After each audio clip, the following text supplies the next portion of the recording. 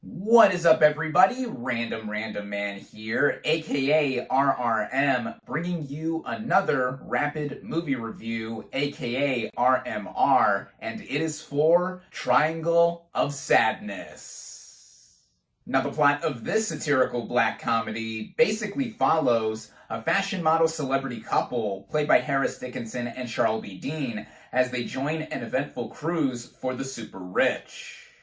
Now, this film premiered at last year's Cannes Film Festival, where it won its top honor, the Palme d'Or, which was enough to get me interested in seeing it, on top of its outstanding ensemble, which includes Woody Harrelson as the yacht's drunken captain, who is more prevalent in the first half, Dali de Leon as a cleaner, who is more prevalent in the second half, Zlatko Buric as a Russian oligarch, and then there's the aforementioned fashion model celebrity couple played by Harris Dickinson and Charles B. Dean. They are basically our main players that we initially follow all throughout the rest of the narrative, and they basically set up the initial feel of the movie before it spirals. This was actually Dean's last movie she starred in before her death, which occurred 3 months after this movie's initial debut at Cannes. A true tragedy for how she was on the brink of stardom and we lost her so soon.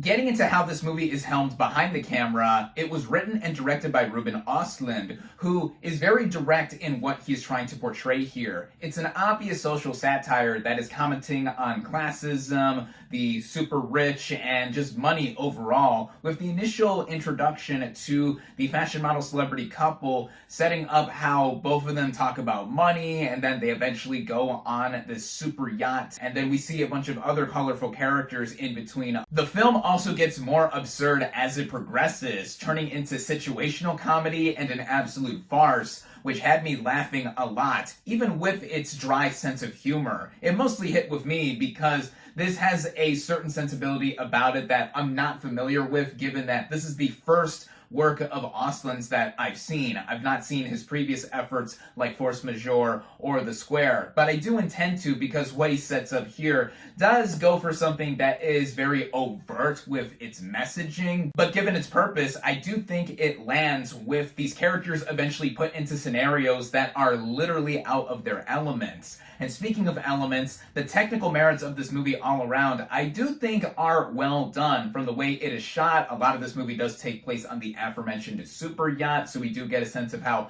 big this setting is. The way it looks, the way it sounds, like with some of the music playing up, how ridiculous a lot of the situations here are. I think that the movie is well put together. I will say that I wish the film was more tightened up in terms of some scenes not happening for as long as they do occur. The movie runs at close to 2.5 hours, which is not to say that I felt the movie ever dragged, but I think that some moments could have hit harder, either in terms of laughter or with some of the messaging the movie is already throwing at you, if some moments were just cut down a little bit. This movie is also of a particular styling, with the sense of humor not being necessarily mainstream, but I think that was the purpose as well too, and the film does not have a traditional ending either, so it's safe to say that it's not going to be for everyone. But I do think if you watch this with an open mind, and you either have seen Östlund's previous work from what I can tell, and are interested in seeing another kind of social satire, then I think this has your number, as I definitely recommend it. With that, my final verdict for Triangle of Sadness is 4 out of 5 stars.